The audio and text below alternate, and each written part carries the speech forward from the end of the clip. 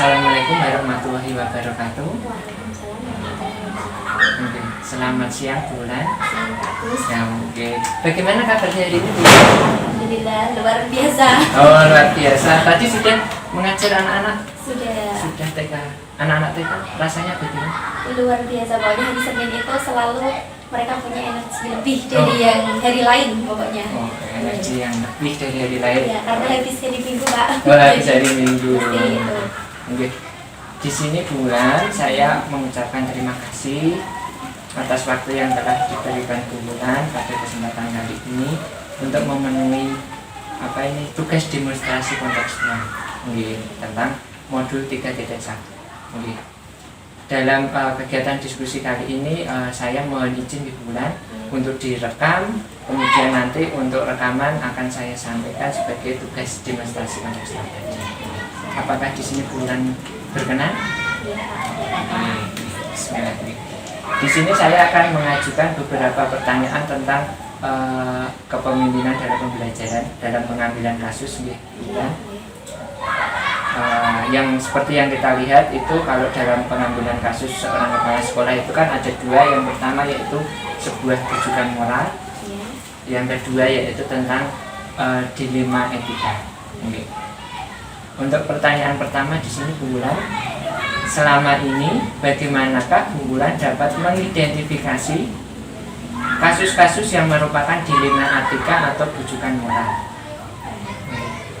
Biasanya Kak, kalau yang kecil di TK, Oke. biasanya itu ada isu atau rumor yang beredar, entah dari orang murid, entah dari siswanya sendiri, kadang suka nyeplos gitu. Oke. Bu, misalkan Bu ini kemarin begini, ini ada ini gitu. Ibu bilang gini gitu, seperti itu. Atau bisa jadi kadang tuh dari masyarakat sekitar lingkungan gitu.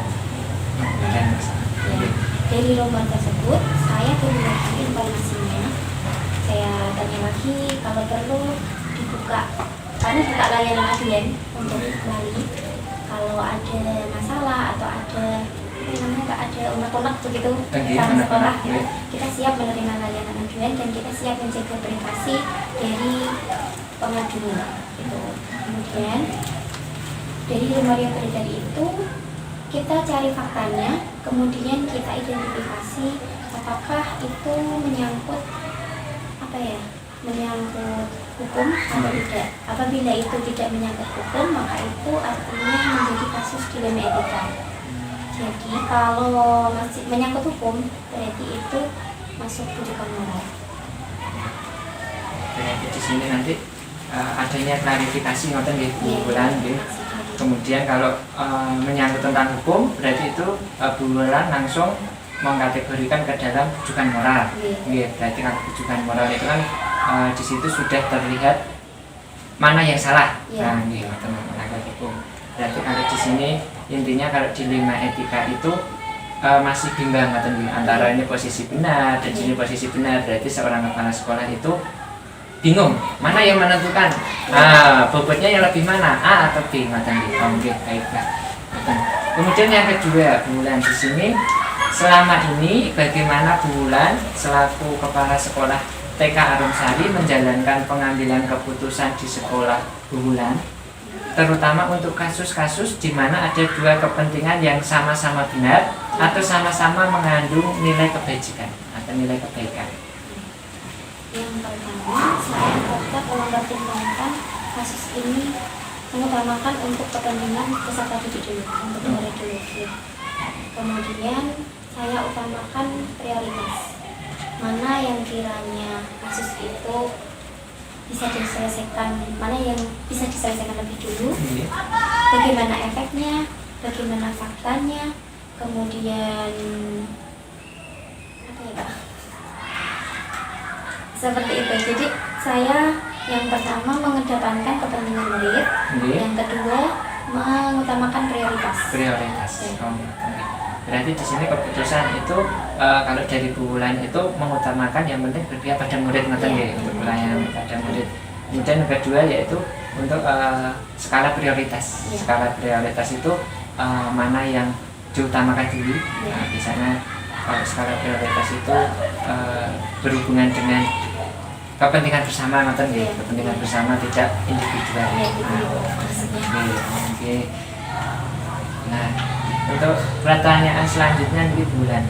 Langkah-langkah atau prosedur seperti apa yang biasa Bulan lakukan selama ini? Langkah-langkahnya itu bisa dari A sampai Z. Semoga kalau berdasarkan sistem kan dari alurnya ini supaya nanti pengambilan keputusan itu dapat berjalan dengan baik. Iya. Oke, untuk langkahnya yang pertama adalah saya mengumpulkan faktanya dulu. Seperti apa nih? Jadi isu-isu itu yang beredar itu biasanya itu saya cari dulu kebenarannya. Kemudian saya konsultasikan masalahnya ke rekan kerja atau ketua yayasan. Jadi yang mungkin yang sudah punya pengalaman lebih gitu. Saya butuh pertimbangan itu tetepan pada orang yang berpengalaman. Kemudian saya musyawarahkan masalahnya itu. Yang ketiga, saya sampaikan hasilnya melalui rapat atau bisa saya sampaikan langsung kepada yang bersangkutan. Hasil keputusannya tuh seperti ini gitu. Oh, berarti di sini karena TK-nya merupakan sekolah swasta, berarti melibatkan yayasan Ya, Mbak melibatkan karena kami di bawah yayasan tentunya. Jadi saya melibatkan yayasan, di bawah Iya. nama yayasan. Oke. Kemudian di sini sudah ada musyawarah, nggih, ya, musyawarah. menemukan solusi dari permasalahan tersebut, pengambilan keputusan, kemudian dirapatkan. Oke. Oke, untuk pertanyaan selanjutnya Bulan, Ya. hal-hal apa saja yang selama ini Bulan anggap efektif dalam pengambilan keputusan pada kasus-kasus dilema etika? Memang efektif. Oke, hal yang paling dianggap Bulan efektif.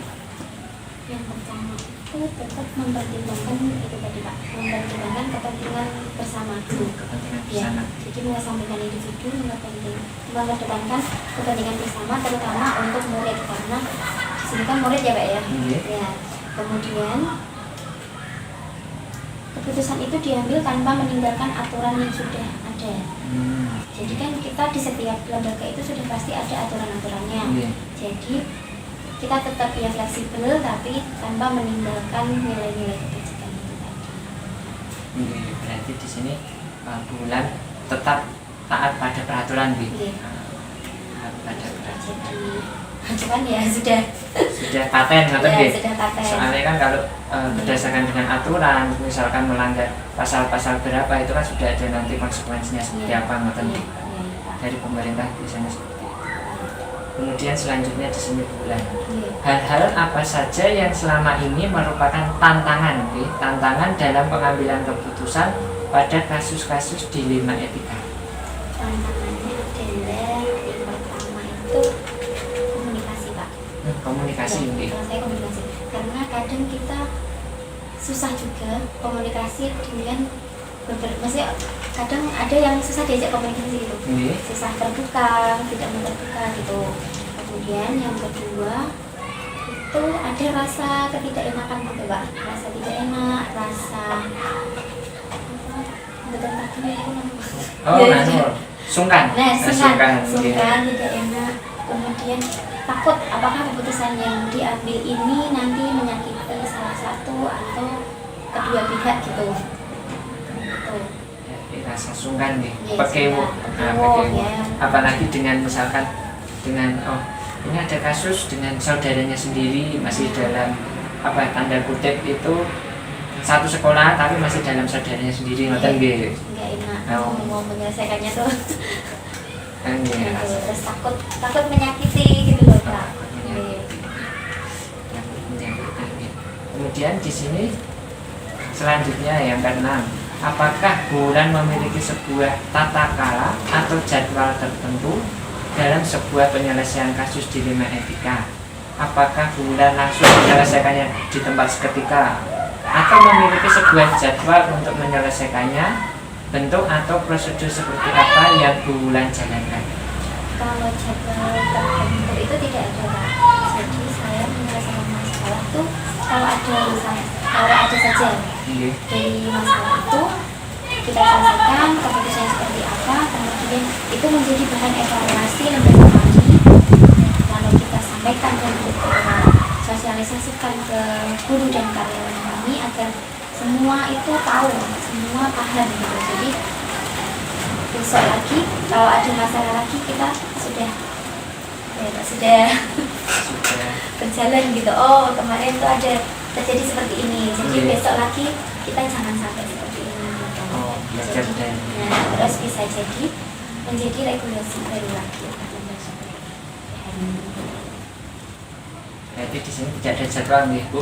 Berarti ketika ada masalah itu Bu Wulan langsung segera kalau ada waktu kosong langsung diselesaikan dengan musyawarah tadi nggih. Iya. Kemudian dari pengambilan keputusan itu Bu Wulan harapan kedepannya itu dijadikan sebuah pengalaman nih, Iya. belajar bersama, belajar dari kesalahan itu agar tidak terjadi kesalahan yang sama lagi. Iya. Oke, baiklah. Di sini yang selanjutnya, adakah seseorang atau faktor-faktor apa yang selama ini mempermudah atau membantu Bu Wulan itu dalam mengambil keputusan-keputusan dalam kasus dilema etika? Ada. Yang pertama rekan kerja ya. Mereka. Ya, dari rekan kerja, kemudian dari ketua yayasannya, kemudian dari wali atau anak itu sendiri. Orang tua kata Ya, ya. wali atau orang tua. Bisa juga dari tokoh masyarakat. Pokoknya kita berusaha untuk melihat dari berbagai sudut pandang untuk bisa mengambil keputusan yang baik dan bijak. Melibatkan orang-orang Iya. di sekitar gitu. Iya. Tidak langsung memutuskan sendiri, misalkan kasus ini saya putuskan sendiri nggak Ya, tidak. berani Pak. Tidak berani gitu. Tidak berani. Apalagi sini di sekolah swasta Iya. di bawah yayasan Iya, pengawasan Yang yayasan. pertama tetap ketua yayasannya harus tahu. Iya. Baiklah. Kemudian di sini pertanyaan ke-8. Dari semua hal yang telah disampaikan Bu Wulan tadi, pembelajaran apa yang dapat Bu Wulan petik dari pengalaman Bu Wulan mengambil keputusan dilema etika? Pelajaran yang saya dapat dari masalah ini. Yang jelas saya harus bertanggung jawab dengan apa yang sudah diputuskan. Iya. Yang kedua,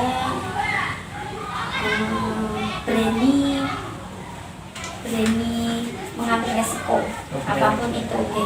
Jadi berusaha untuk tidak takut dibenci. Oke. Oke. Tidak takut dihujat Pak. Oke. Kemudian dari pengalaman itu berusaha untuk bisa menjadi Pemimpin pemimpin yang lebih bijak, lebih baik lagi untuk melangkah lebih mantap dan lebih jauh lagi ke depannya. Oke, Bu Wulan, itu tadi beberapa pertanyaan wawancara mengenai kepemimpinan dalam pembelajaran dalam menyelesaikan kasus-kasus seperti itu. Oke, Bu Wulan, nanti untuk lain waktu kita diskusi bersama lagi, wawancara lagi, sharing-sharing atau Bu Wulan saling belajar bersama untuk bertukar pendapat, bertukar pikiran dalam menyelesaikan sebuah pengambilan keputusan. Mungkin itu saja Bu Wulan yang dapat kita diskusikan wawancara pada kesempatan kali ini. Kemudian saya mengucapkan terima kasih sudah mengganggu waktunya Bu Wulan. Ibu Haji sudah mengganggu waktu luangnya. Saya ucapkan terima kasih dan mohon maaf apabila dalam saya bertanya atau mengungkapkan pendapat atau kesimpulan tadi ada salah. Semoga Bu Wulan di sini menjadi kepala sekolah yang bertanggung jawab apa yang sudah dikatakan tadi oleh Bu Wulan, bisa memajukan TK Arifsari, bisa bersaing dengan TK-TK yang lainnya, muridnya banyak. Amin. Amin. Amin ya Rabbal Untuk sementara ini muridnya berapa Bu Wulan? Muridnya 10 Pak. 10 Baru alhamdulillah. 10 ya, Oh, baru 10. Insya Allah bisa tambah lagi. baru 10 diopeng, Iya. dirawat, nanti kan kedepannya kan akan mengalir sendiri. Oke, terima kasih Bu Wulan. Saya akhiri kegiatan wawancara pada kesempatan kali ini. Wassalamualaikum warahmatullahi wabarakatuh. Waalaikumsalam warahmatullahi wabarakatuh. Terima kasih kepada Kak Ibu karena telah memberikan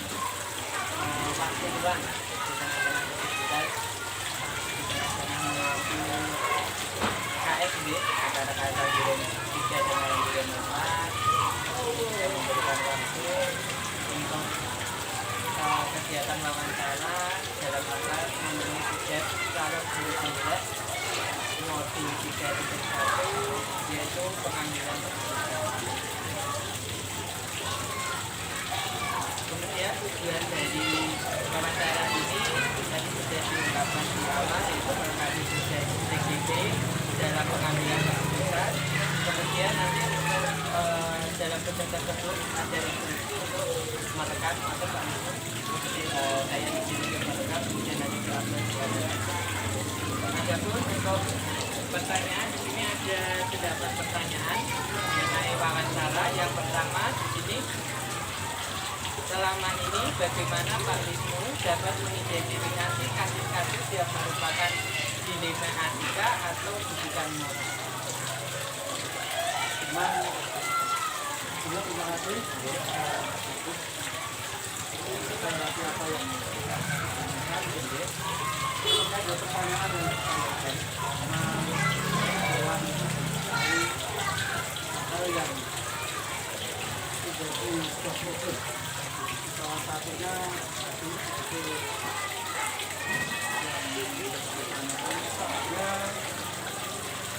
kita harus ingat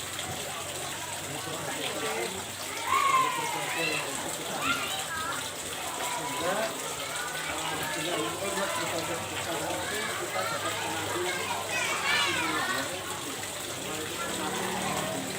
karena seperti itu tentunya karena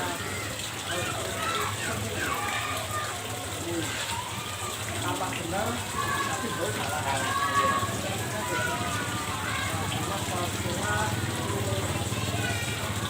melangkah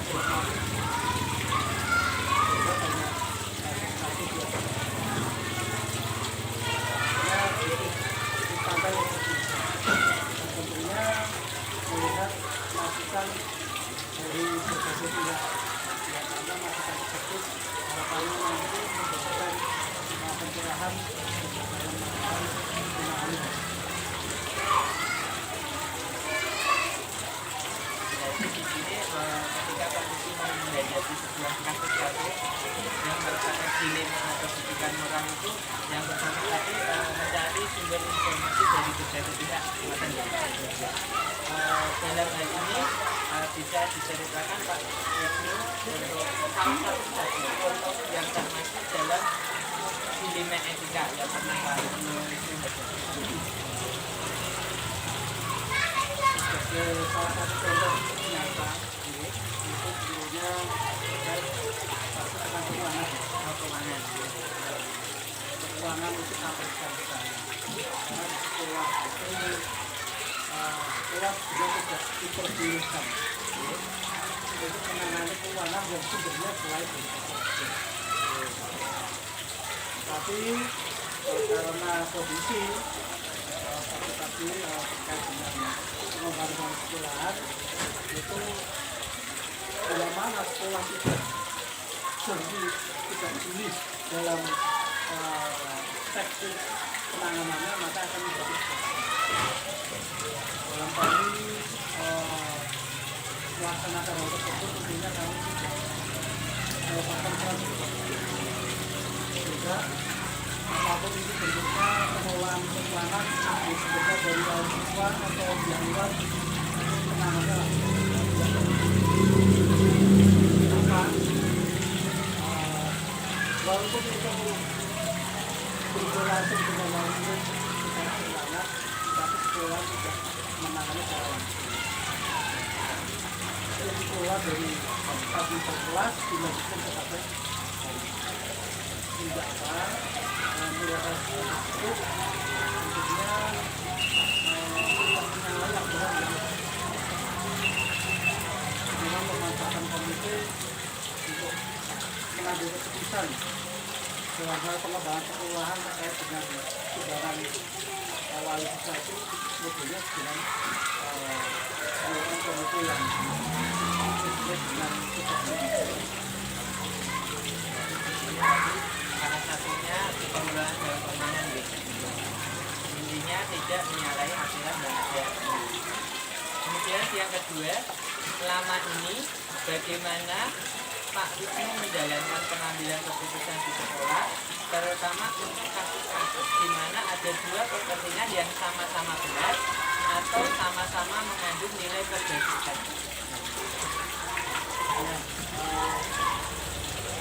Tersebut sebagai empat sekolah selepas dari yang mental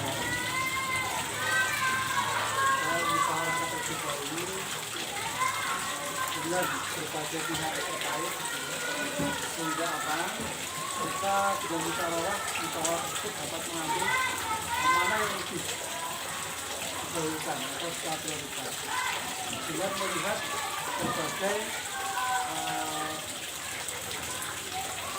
sisi positif dari kasus ini. Keuntungan berkeadilan. Dengan seperti itu harapannya semua dapat terlaksana, hanya bisa waktu saja. Kemudian selanjutnya di sini langkah-langkah atau prosedur seperti apa yang biasa Pak Wisnu lakukan selama ini dalam mengambil keputusan. Yang pertama, keputusan itu kita lihat, kita pindah dulu bahwa sebuah entah itu bekerja atau permasalahan atau sebuah intinya dari sekolah. Setelah itu kita desain, kita musyawarah bersama. Kita sebelum musyawarah, orang bangsa harus sudah konsep dasarnya harus kita. Setelah konsep dasarnya, kita musyawarah bersama.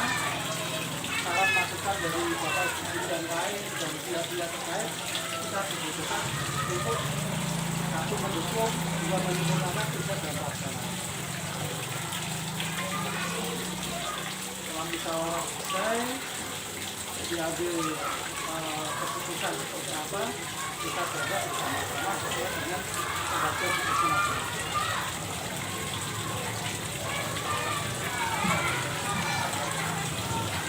Jadi di sini langkah-langkahnya ada 3 ya. Yang pertama kita membuat program kerja atau konsep dasarnya, kemudian kita musyawarahkan. Dari musyawarah itu kan ada saran dan masukan. Kemudian yang lain yaitu ada implementasi dengan tupoksi ke masyarakat.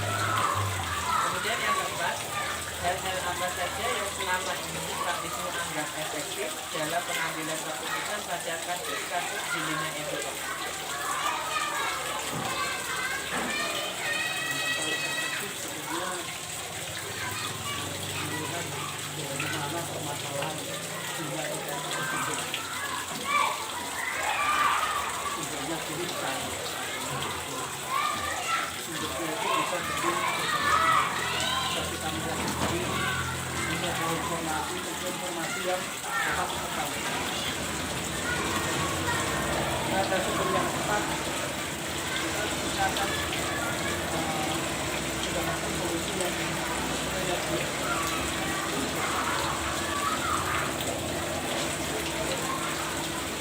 Pertanyaan selanjutnya, hal-hal apa saja yang selama ini merupakan tantangan dalam pengambilan keputusan pada kasus di lini etika? Hal-hal yang menjadi tantangan.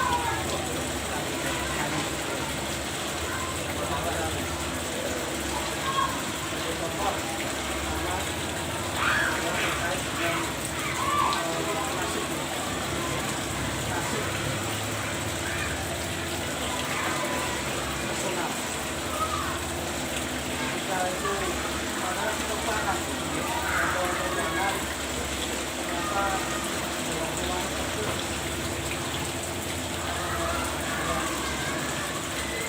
keuangan itu ada yang tidak. Kita Kita atau itu memang yang memakai itu yang butuh. Karena seperti maksudnya itu usulan penelitiannya lebih solid seperti itu. Satu persoalan masalah tanpa membuat masalah yang lain. Itu yang menjadi masalah. Jadi apa? Kalau keputusan harus tepat. Dan ini adalah dan nasib tadi juga terkait dengan problem juga setelah ini kita sampaikan dan nanti ada akarnya enggak? Itu memang nanti kita sampaikan pada masa ada akarnya itu akan itu masalahnya. Jadi ada efek samping yang tidak ada. Kait dengan nasib dan efek jangka panjang.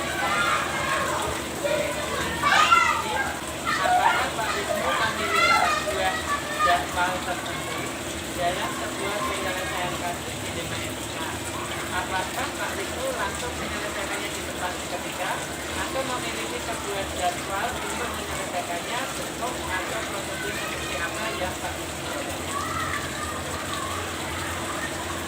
Kalau itu saya melihat sesuatu.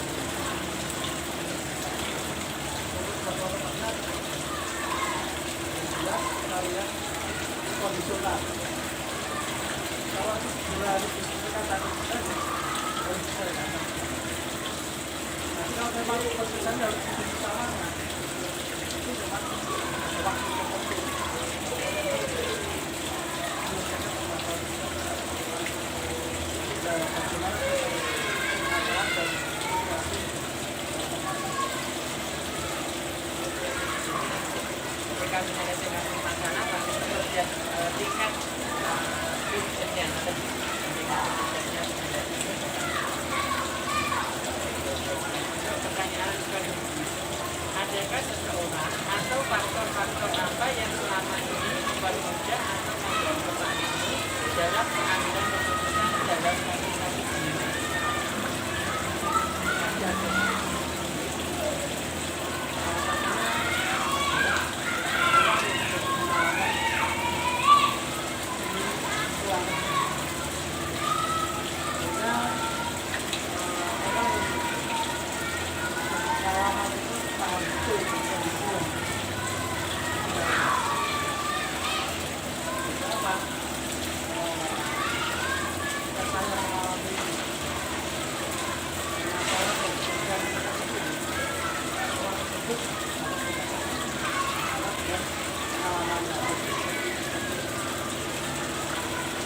Dan ini pertimbangannya dengan orang-orang yang ada di dunia.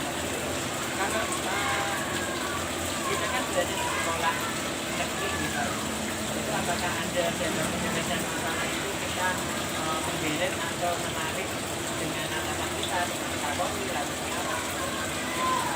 kalau itu bisa saja, tapi nanti kembali ke konteks kepada kalau itu memang bisa diselesaikan secara pribadi, keluarga tidak keluar, tidak keluar. Kalau tidak keluar itu berarti permasalahan luar biasa. Iya.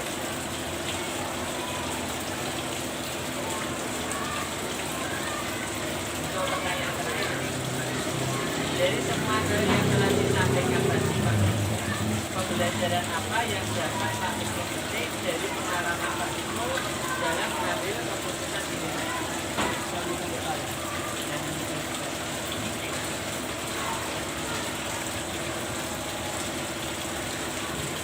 yang diceritakan Pak Wisnu seperti apa dan tidak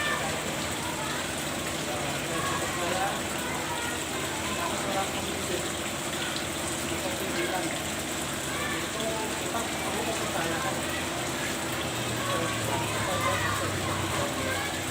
kita terlalu percaya evaluasinya kita berikan proses dan tidak percaya begini berarti tidak percaya kita lupa percaya kami berikan dan pada guru atau pada yang lain maka kita bertanya sampai sana bagaimana pemasaran itu dirangkum menjadi satu. mungkin itu saja Pak Wisnu untuk kegiatan wawancara pada kali ini. Nanti ada wawancara lanjutan dalam menghadapi kasus yang nyata dia di sekolah, nanti kita ambil masalah nyata. Oke, mungkin saya ucapkan terima kasih sekali lagi kepada Pak Wisnu atas waktunya. Jadi pada kali ini saya tidak dibawa dari Pak Wisnu mohon arahannya, mohon ilmunya ketika dalam pengambilan keputusan karena ini kan Pak Wisnu juga tidak K3S tidak hanya kepala sekolah tapi juga kepalanya sekolah kan dari dalam Saya tuliskan dalam sekolah itu tidak ada catatan bahwa itu pasien pada dan sekolah itu hanya berbeda tugas. Kita transaksi biasanya hanya bersahabat. Karena kita dalam pengelolaan keuangan itu yang paling sangat utama bisa menjadi satu kesenangan itu sudah